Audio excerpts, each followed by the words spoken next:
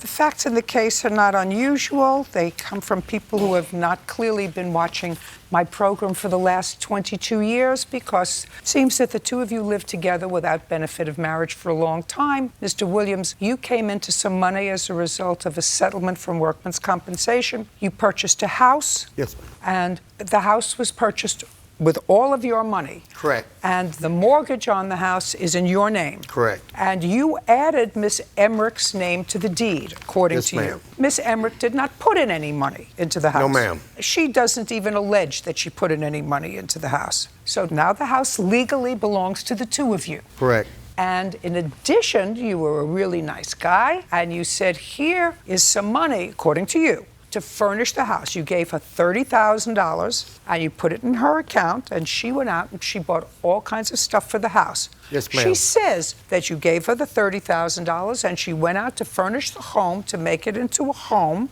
Then the two of you split up.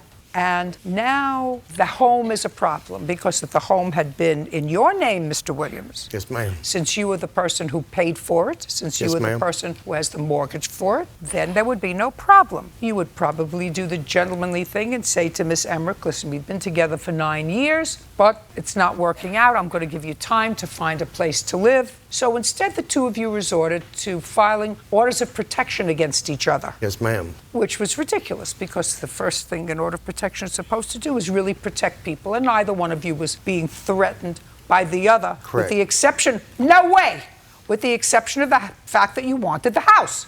Oh, that's what you did. You got him out of the house. Don't say no. That's right. I'm telling you, yes. You filed for an order of protection, and he was ultimately put out of the house and was out of the house for a while. He filed an order of protection against you. He filed one against me first, ma'am, and it didn't go through, okay? He's lying again. Just a second. ma'am. Did you file an order of protection against him? After the fact, he threatened when I caught my daughter in the bedroom behind the door, when I put laundry in the washer that was downstairs where his room is, when he threatened to hang me and burn me alive in the basement. Miss Emmerich, listen to me. Whose house is this? It's both of ours. Well, unfortunately, you are correct. That would be your fault. Yes, ma'am. I understand this. And unfortunately, all the courts can say to you, Mr. Williams, is because you were foolish enough to add Miss Emmerich's name to the deed is...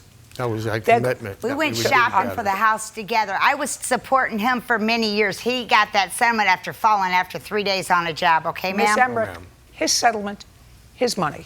All I'm telling you is that 10 the only years thing that the only of living thing off me.